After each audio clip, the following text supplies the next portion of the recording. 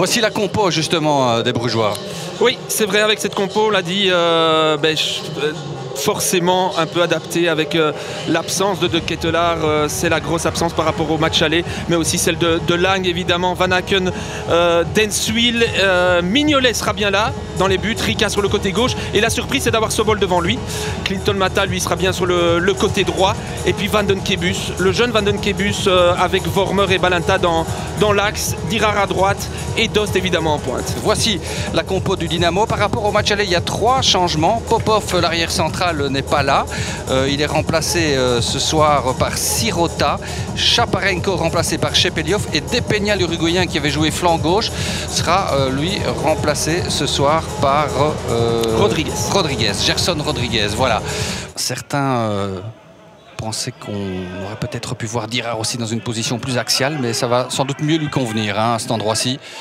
Oui, d'autant plus qu'il a joué un très bon match aller. Kosonou qui s'est laissé avoir là par Bessedine qui rentre dans le rectangle. Il n'y a absolument pas de faute de Mekele. Excellente intervention de Brandon qui s'est fait un peu mal au genou au passage. Et attention à cette petite faille là du côté de Kosonou sur cette action. Bessedine, c'est un futé. Oui, bonne compensation là et couverture de Mekele qui se fait un petit peu mal en revenant sur ses genoux. Balanta. Dirard, c'est bien joué ça. On a retrouvé au sol le néerlandais. Vormer, Mata. Dirard. Le centre, il est très bon. Et la tête de Dost a été touchée. C'est un coup de coin pour Bruges. Oui, on laisse étonnamment énormément d'espace. D'abord à Vormer qui avait centré. Et puis maintenant ici à Dirard. On va le voir ici. Trop d'espace pour un joueur comme Dirard qui donne un excellent centre. Évidemment, Dost qui sent toujours l'espace. Souvent au premier poteau. Rika, le centre.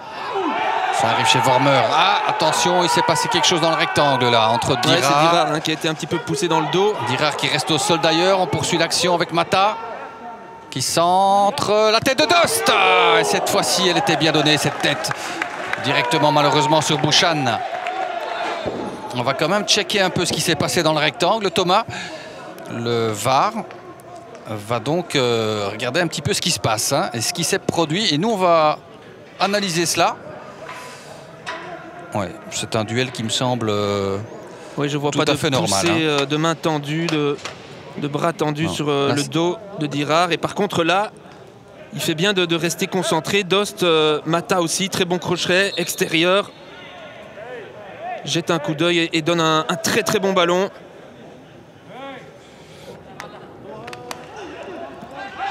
Mata, tout en technique. Pas une petite faute là sur Van den Kebus, un ascenseur ukrainien. Ouais, il me semblait aussi, Vincent. Je ne sais pas comment se nomment les ascenseurs en Ukraine, mais celui-là, il me semblait clair. Ah oui, là, je ne sais pas comment ça s'appelle, mais... Sirota, vous le jouez à saut de mouton avec Van den Kebus. Voici le capitaine néerlandais. Et c'est cadré, c'est dans les mains de Bouchan. Il est gêné par son adversaire qui le tient un petit peu. Il ne voit pas vraiment ce ballon arriver. Bon, alors que Vormer a récupéré ce ballon. Dost pour Vormer, c'est bien fait ça. Vormer qui peut frapper du gauche. Frappe beaucoup trop croisée. Et Dost s'est fait mal. Il reste couché. Ça a l'air sérieux. Aïe aïe. Il lève la main. Coup dur là pour le club de Bruges. Pour ce match de Coupe d'Europe, bien entendu. Peut-être pour la suite aussi de la saison brugeoise. Il faudra attendre, bien entendu, les avis médicaux. C'est un ballon intéressant de contre, ça, avec Dirard à droite. Et ça passe avec Badji, occasion de but. Et Bouchan qui repousse ça. Et la frappe de Van der Bemt et celle de Vormer déviée. C'est la plus belle occasion pour Bruges. Et on joue depuis 62 minutes. Oui. Enfin. Très bonne reconversion de Bruges, à part du côté gauche avec Sobol notamment. Et surtout un très bon ballon de Nabil Dirard. Qui va du bout du pied glisser ce ballon. Hop là, juste de la pointe. Et là, Badji qui attend bien, qui fait le bon contrôle. Un petit peu en déséquilibre au moment de sa frappe. Avec un défenseur qui revient bien, ce qui empêche un petit peu d'avoir de la précision dans sa frappe. Et puis on voit celle de Vormer. au rebond, surtout celle de Vormer. Il y avait Van der Bremt juste avant. Ça me semblait cadré, hein. Gerson Rodriguez qui s'est joué de matin là pour une fois. Avec un peu d'espace pour Chaparenko qui vient de monter au jeu, qui s'ouvre la voie du but, qui frappe, et Mignolet qui doit détourner ça. L'envoi du nouveau venu, Chaparenko, qui contraint Simon Mignolet à une première grosse parade dans cette deuxième mi-temps. Le coup de coin, attention, restez attentif, dégagé par Rika. Personne, la retombée du ballon du côté de Bruges. Ça va revenir avec un nouveau centre. Le voici. Sobol. Et encore Chaparenko. C'était pas cadré, mais c'était pas loin de l'être. Bon, on a compris que ce numéro 10 sera un danger hein, pour les 20 minutes qui restent. Ouais, et pour la première fois, je trouve que Bruges est un petit peu trop bas. Par contre, où là, on va le voir, trop de joueurs dans le rectangle, une première fois. Et une deuxième fois tout à l'heure où on tarde à sortir sur le porteur du ballon. Oui, Cossonneau est pas loin de toucher ce ballon de la tête et peut-être de mettre en danger davantage encore Mignolet. Hein. Sobol, le débordement de Sobol, c'est bien joué. Badji dans le rectangle, à la frappe de Badji maintenant au-dessus. Ça a été touché, c'est un coup de coin. Confirmation de ce que vous venez de dire, Thomas. Badji est vraiment très bien monté au mot. Oui, et on était à la limite du penalty aussi. On revoit hein, avec Sobol qui monte en puissance aussi, qui est au sol avec des crampes d'ailleurs. Et puis Badji qui fait un bon crochet.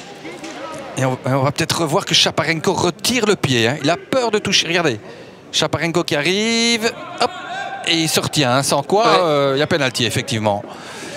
C'est bien joué du défenseur ukrainien aussi. Karavayev.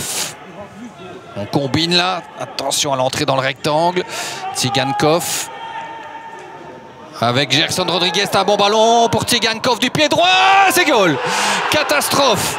Catastrophe pour Bruges. Eh oui, et Mignolet est totalement impuissant là-dessus. 0-1, c'est le scénario tant redouté. Et qui met ça? Est-ce que c'est Boujalski? Alors on va revoir. Regardez ce bon ballon de Gerson Rodriguez. Infiltration, hein. Ouais, c'est Boujalski. Ouais. C'est comme au match aller. Mikalenko pour Boujalski. Catastrophe le scénario de ce match parce qu'on est à la fin de la rencontre. Et Gerson Rodriguez qui va encore essayer de venir chercher un petit coup franc. Pourquoi pas? Ouais, il trouve plutôt un partenaire, il y a du danger. Tsigankov pour Chaparenko.